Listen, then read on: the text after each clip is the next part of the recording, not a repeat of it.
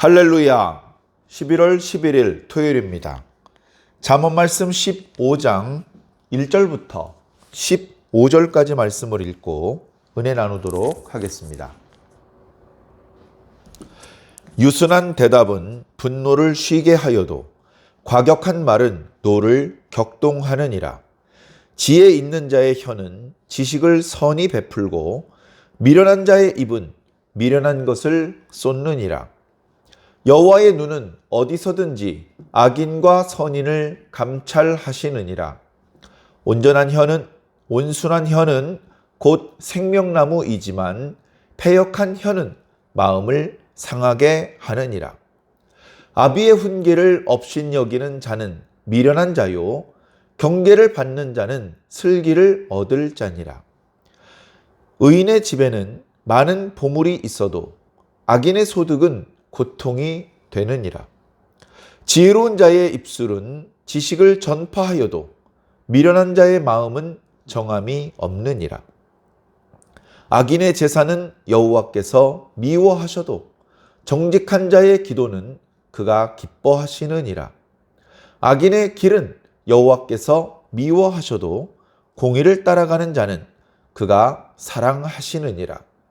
도를 배반하는 자는 엄한 징계를 받을 것이요 견책을 싫어하는 자는 죽을 것이니라. 스올과 아바돈도 여호와의 앞에 드러나거든 하물며 사람의 마음 이리요 거만한 자는 견책받기를 좋아하지 아니하며 지혜 있는 자에게로 가지도 아니하느니라. 마음의 즐거움은 얼굴을 빛나게 하여도 마음의 근심은 심령을 상하게 하느니라. 명철한 자의 마음은 지식을 요구하고 미련한 자의 입은 미련한 것을 즐기느니라. 고난받는 자는 그 날이 다 험악하나 마음이 즐거운 자는 항상 잔치하느니라. 아멘. 감사합니다. 오늘 말씀에는 특별히 우리의 언어 생활과 관련된 말씀이 많이 나타나고 있습니다. 입술, 혀, 이것은 모두 우리가 말할 때 사용하는 기관이죠. 그런 것들을 통해서 우리의 말에 대해서 표현해주고 있습니다. 온순한 혀는 혀가 온순한 혀가 어디 있고 또 혀가 나쁜 게 뭐가 있겠습니까? 그러나 그 혀를 통해서 한 말이 온순할 수도 있고 온순하지 못할 수도 있는 것이죠. 그래서 말을 중심으로 주시는 지혜의 말씀이지만 역시 그 말 밑바닥에는 그 사람의 생각, 그 사람의 정신, 마음, 태도 이런 것들이 자리 잡고 있다. 그래서 그 속 사람의 문제가 있으면 그것이 겉으로 말과 행동으로 나타날 때 역시 문제가 있는 모습으로 나타날 수밖에 없다. 그래서 말을 통해서 우리들의 속사람을 경계하시는 것입니다. 우리 속사람에 대해서 경계를 하시면 그것은 잘 보이지 않기 때문에 우리가 놓칠 수도 있고 또 잘 이해하지 못할 수도 있지만 말은 어쨌든 겉으로 드러난 것이기 때문에 훨씬 우리가 살펴보기 좋죠. 그래서 말을 다스릴 수 있으면 마음도 다스릴 수 있는 것입니다. 말씀을 한번 보겠습니다. 유순한 대답은 분노를 쉬게 하여도 과격한 말은 노를 격동시키느니라. 자, 뭐가 좋은 겁니까? 멀쩡한 사람 화나게 만드는 것이 잘하는 겁니까? 화가 나 있는 사람 온순해지게 만드는 것이 잘하는 겁니까? 당연히 화가 난 사람을 온순해지게 만드는 것이 잘하는 것입니다. 우리 주변에 누가 화가 나 있습니다. 하다못해 강아지가 화가 나 있어도 아주 곤란합니다. 그러면 그 화를 좀 누그러뜨려야 돼요. 안 그러면 위험해질 수도 있고 아주 곤란한 상황이 계속될 수 있습니다. 그런데 그게 어려워요. 화난 강아지는요, 간식이나 맛있는 거 던져줘도요, 더 지저대고 으르렁댑니다. 네? 지금 내가 지금 기분이 나쁜데 그 조그만한 그 먹이 던져준 걸로 나를 이렇게 달래려고 어림없어 하면서 더 지저대는 것이죠. 화를 냅니다. 사람도 마찬가지예요. 평소에는 맛있는 거 주면 좋아하고 돈 찔러주면 좋아하는데 아주 기분이 나쁠 때는 돈 내밀면 더 화를 냅니다. 이게 날 뭘로 보고 이러는 거야? 사람의 마음이라는 게 그렇지 않습니까? 그래, 그 분노를 온순하게 다시 만들고 싶은데 어려워요. 어렵습니다. 바로 그것이 지혜가 필요한 이유, 지혜가 필요한 대목입니다. 지혜가 없으면 그 성난 마음을 진정시킬 수가 없는 것이죠. 자, 이때 어떻게 해야 되느냐? 지혜로 유순하게 대답해야 됩니다. 유순하게 대답해야 됩니다. 강아지가 화가 나 있어요. 그 앞에서 강아지와 싸우려고 하고 위협하고 강아지 무시하고 놀리고 그러면 이제 더 큰 위험한 상황이 될 수 있습니다. 강아지가 화가 나 있으면 사람이 움직이지 않아야 됩니다. 강아지를 똑바로 쳐다보고 몸을 낮춰야 돼요. 그렇게 서서히 다가가고 또는 서서히 물러나야 됩니다. 그래야 위험을 피할 수가 있습니다. 그렇게 시간이 좀 지나고 나면 강아지가 분이 좀 풀립니다. 그때 다시 분노를 끌어올리면 안 돼요. 그냥 분노가 풀린 대로 내버려 두고 이제 먹을 것을 던져주고 가까이 가서 쓰다듬어주고 그러면 이제 위험한 상황은 끝난 게 됩니다. 자, 그런데 어떤 사람은 멀쩡한 강아지를 화나게 만드는 사람이 있어요. 강아지는 사람의 말을 못 알아듣기 때문에 강아지를 보면서 욕을 조금 했다고 강아지가 화를 내지는 않습니다. 그러나 강아지 몸을 발로 툭툭 찬다거나 돌멩이를 던진다거나 뭔가 강아지를 불편하게 하면 강아지가 처음엔 참다가 점점 으르렁대기 시작을 합니다. 강아지가 화나면 무섭더라고요.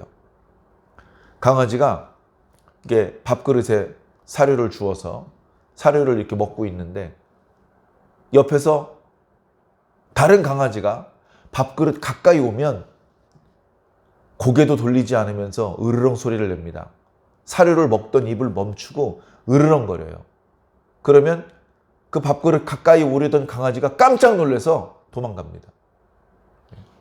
그 으르렁거리는 거 무시하고 계속 가까이 가서 눈치 없이 사료 그릇에 머리를 들이댔다가는요 사정없이 물어버립니다. 피나고 찢어질 때까지 물어버립니다. 멀쩡한 강아지를 화나게 하면 안 됩니다. 사람은요. 사람 화내게 해도 되나요? 화나게 해도 되는 사람 있나요? 야, 네가 화나봤자지. 네가 뭘 할 수 있어?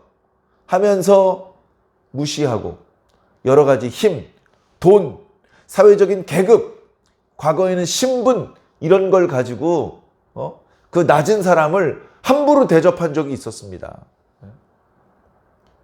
당장은 힘이 없으니까 함부로 해도 당장은 당할 수밖에 없어요. 기분이 나쁘니까. 그 앞에서는 분노를 표출하면 안 됩니다. 그러나 그런 게 누적돼 보십시오. 어떻게 되겠습니까?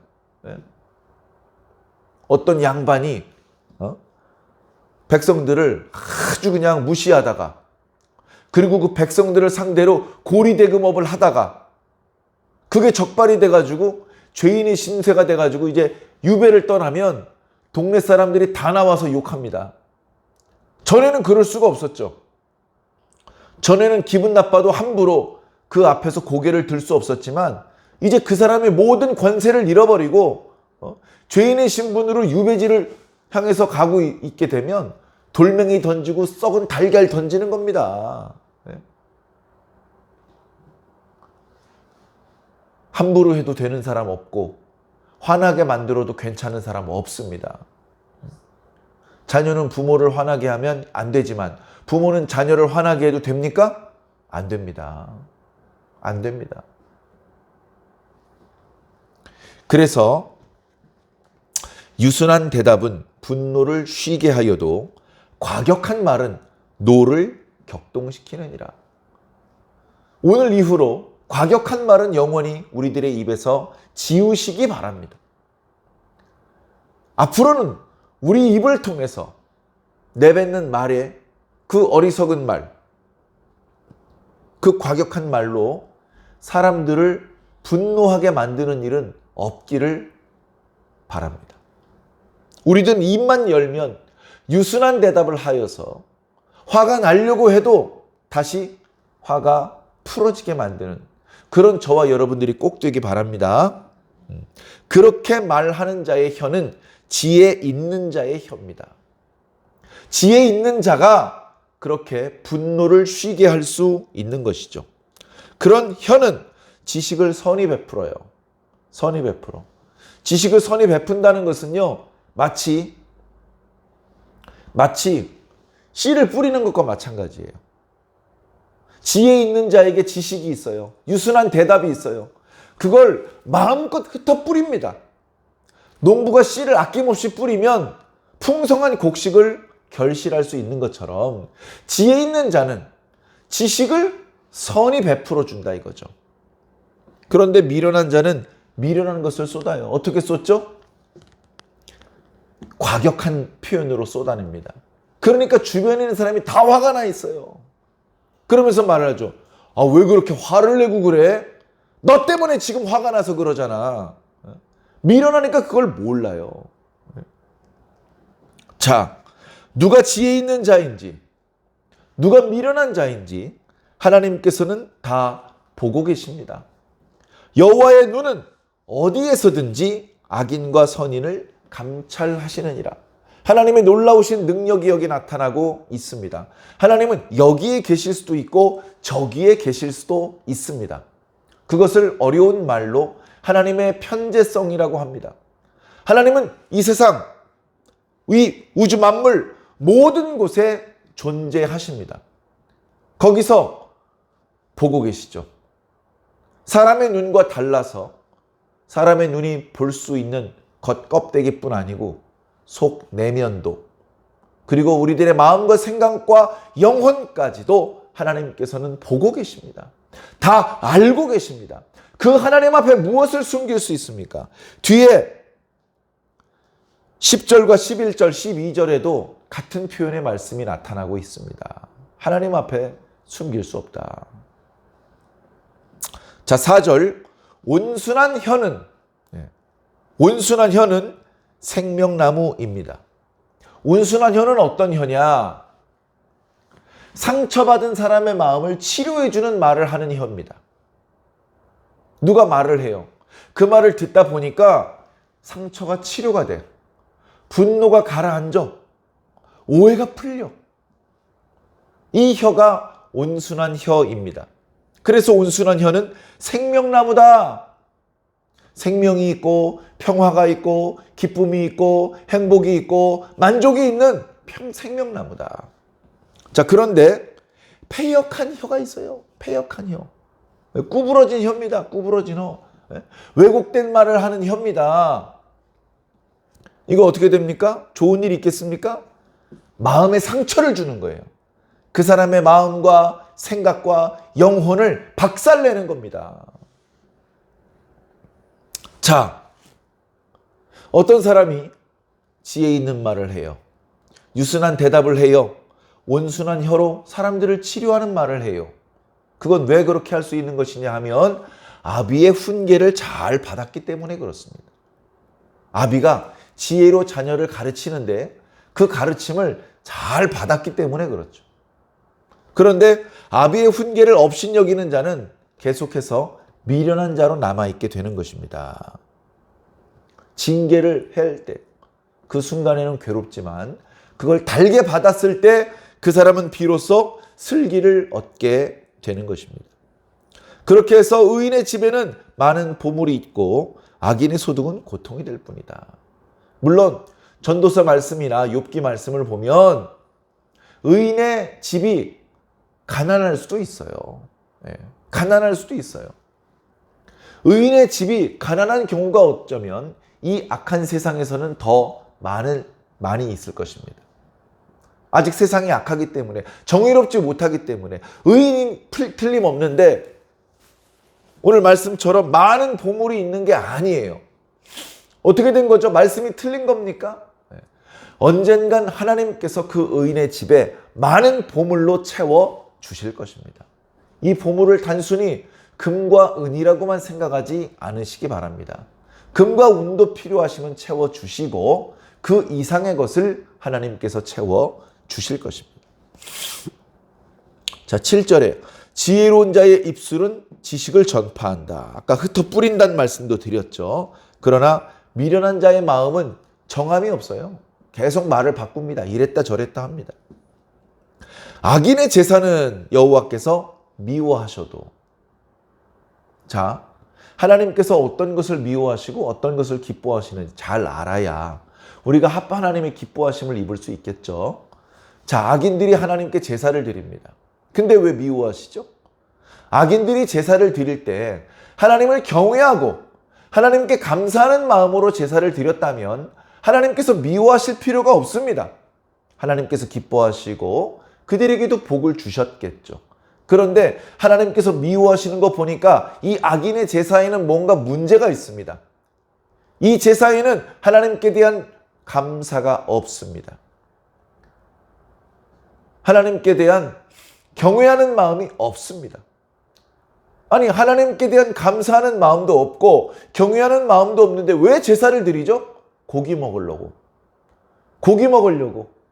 과거 이스라엘 사람들은 사사로이 도축을 하는 것이 금지되어 있었습니다. 물론 나중에는 그것도 많이 어겨졌지만 처음에는 고기를 먹고 싶으면 할 수 없이 그 짐승을 데리고 제사장에게 가서 감사의 제사를 먼저 드렸습니다.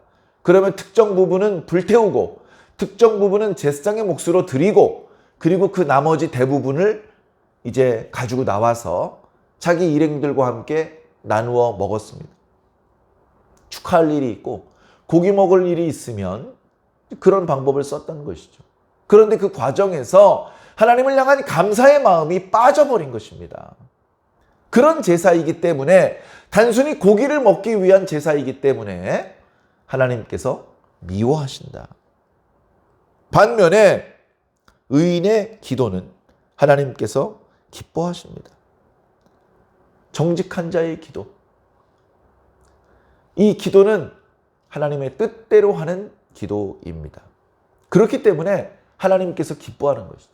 자, 이어지는 말씀 보면 악인의 길은 제사뿐 아니라 그 인생 전체가 살아가는 방식이 하나님께서 미워하시는 것이다. 어쩌면 하나부터 열까지 다 밉냐.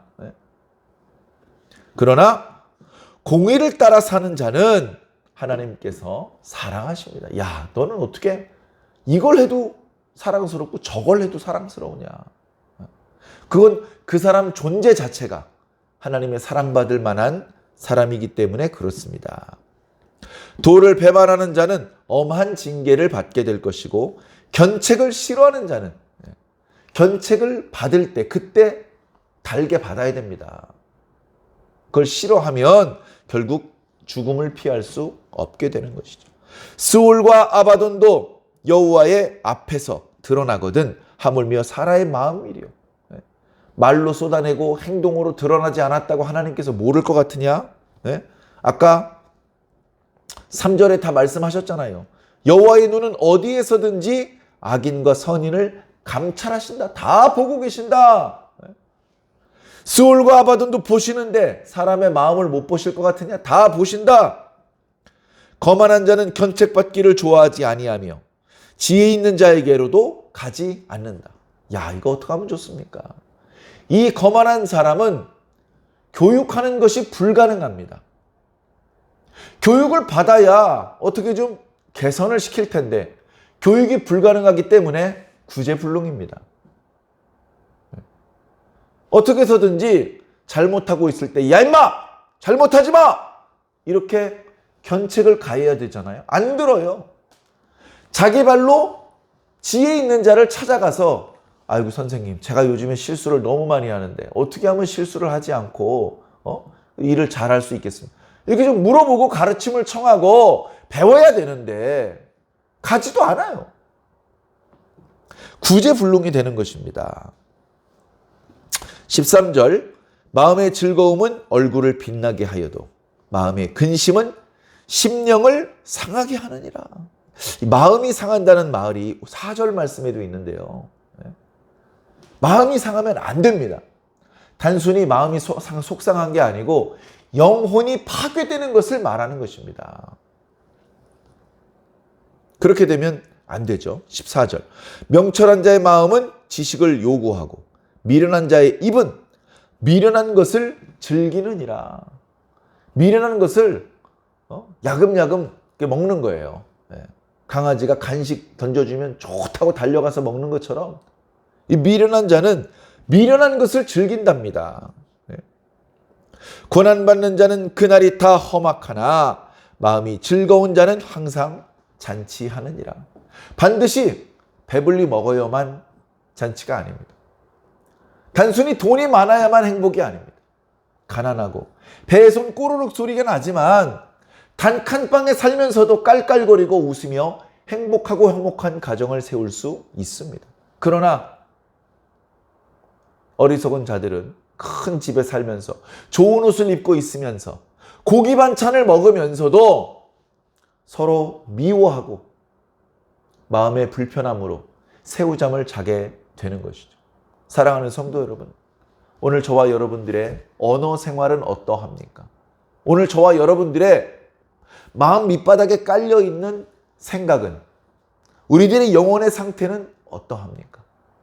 하나님께서 우리의 겉사람뿐 아니라 속사람도 다 보고 계십니다. 그 하나님을 속이려고 하지 말고, 하나님 앞에 뭘 숨기려고 하지 말고 하나님 앞에 있는 그대로의 모습을 다 보여주시기 바랍니다.